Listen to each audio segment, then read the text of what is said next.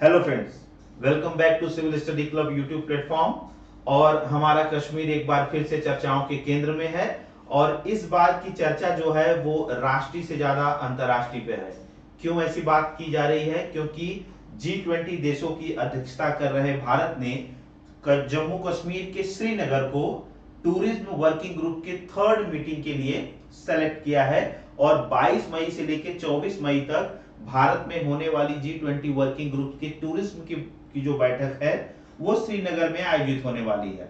कश्मीर इसलिए भी चर्चाओं का केंद्र इस बार ज्यादा बना हुआ है क्योंकि धारा 370 और 35A के हटने के बाद ये पहली बार ऐसा है कि भारत इतने बड़े लेवल का एक अंतर्राष्ट्रीय इवेंट्स यहाँ पे आयोजित कर रहा है, जिसमें विश्व के 60 देशों से ज्यादा के प्रतिनिधि इसमें हिस्सा ले रहे हैं।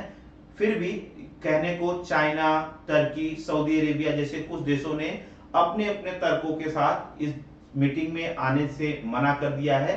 लेकिन इन देशों के मना करने के बाद भी भारत सरकार ने पूरे गाजे बाजे के साथ श्रीनगर में इस टूरिज्म वर्किंग ग्रुप की तीसरी मीटिंग का आयोजन किया है।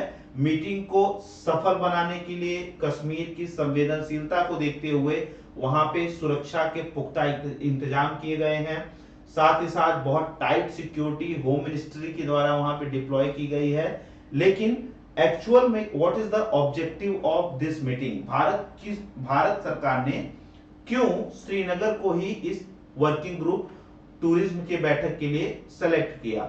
उसके पीछे का सिंपल सा एजेंडा ये है कि भारत सरकार अंतरराष्ट्रीय स्तर पर ये दिखाना चाहती है कि कश्मीर अब आतंकवाद, घुसपैठ और हिंसा के दौर से बाहर निकलकर धारा 370 और 35A के हटने के बाद नॉर्मल लाइफ में आ गया है। वहां की चीजें नॉर्मल हो चुकी हैं और अब वो एक परफेक्ट टूरिज्म स्पॉट बन गया है, न केवल डोमेस्टिक लेवल पर बल्कि इंटरनेशनल लेवल पे एक टूरिस्ट के तौर पर वहां भी जो भी सुविधाएं, सहूलियतें एक इंटरनेशनल टूरिस्ट को प्रोवाइड होनी चाहिए सिक्योरिटी के हिसाब से भी वो उसको प्राप्त हो सकती हैं। ऐसी कोई वहां पे अब दिक्कत जैसी कि पुरानी स्थितियों में थी अब नहीं है।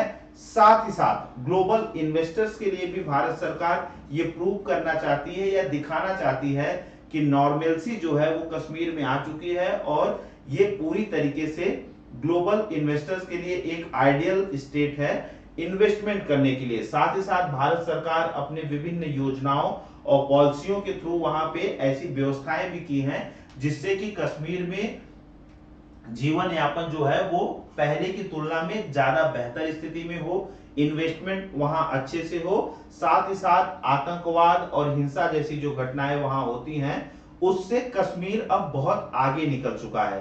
तो G20 जैसे बड़े देशों के समूह की इस इंपॉर्टेंट मीटिंग का कश्मीर में आयोजित कराने के पीछे का एजेंडा जो है वो भारत सरकार इस मीटिंग के द्वारा बताना चाहता है। और यही आजकल हेडलाइन में चल रहा है कि G20 tourism meet in Srinagar from today amid tight security.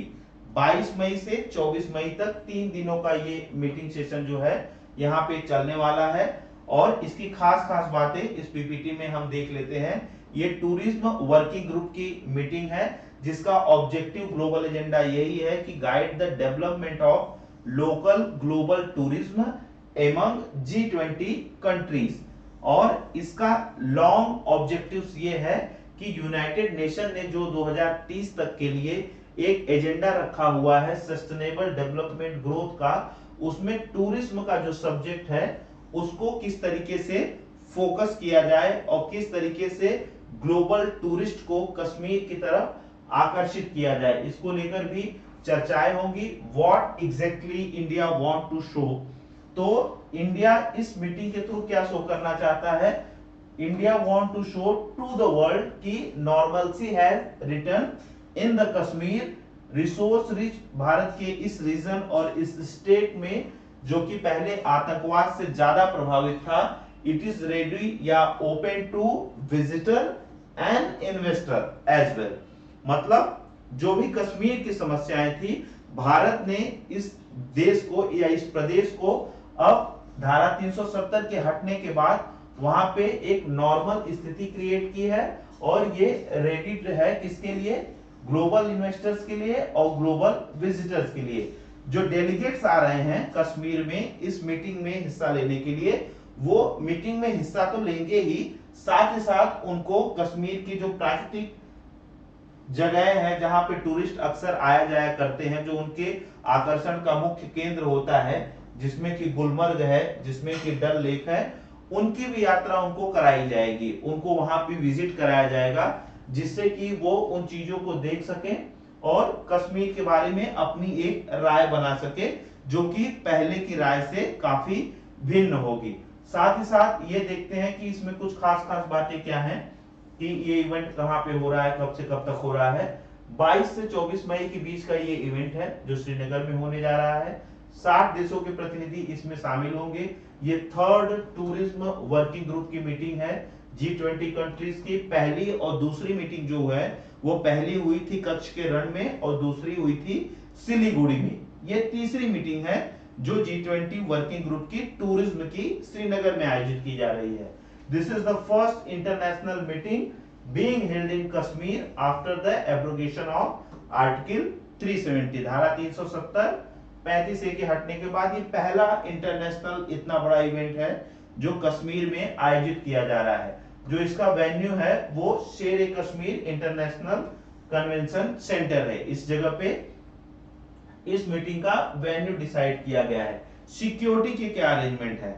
Kashmir हमेशा से संवेदनशील रहा है और एक पहचान उसकी इस तरीके से आतंकवाद और घुसपैठ को लेकर बन चुकी है, लेकिन अब चूंकि इतना बड़ा इवेंट भारत सरकार ने G20 देशों का वहां पे कराने का किया है, तो उसको सफल बनाने के लिए सुरक्षा के पुख्ता इंतजाम किए गए हैं और उन सुरक्षा के इंतजामों में जो खास खास हैं वो है एलीट एनएसजी कमांडो को वहां पे डिप्लॉय किया गया है, साथ ही साथ मरीन कमांडो को भी वहां पे लगाया गया है, पुलिस पैरामिलिट्री फोर्सेस के साथ साथ स्कैनर और स्निफर्स डॉग्स को भी हैवीली वहां पे डिप्लॉय किया गया है, जिससे किसी भी तरीके की अनहोनी या कोई हिंसात्मक घटनाएं या किसी भी गलत धारणा से की गई कोई घटना वहां पे ना हो सके और इस तरीके की इस अंतरराष्ट्रीय बैठक को अच्छे तरीके से सफल बनाया जा सके, इसके ऑब्जेक्टिव्स को फुलफिल किया जा सके।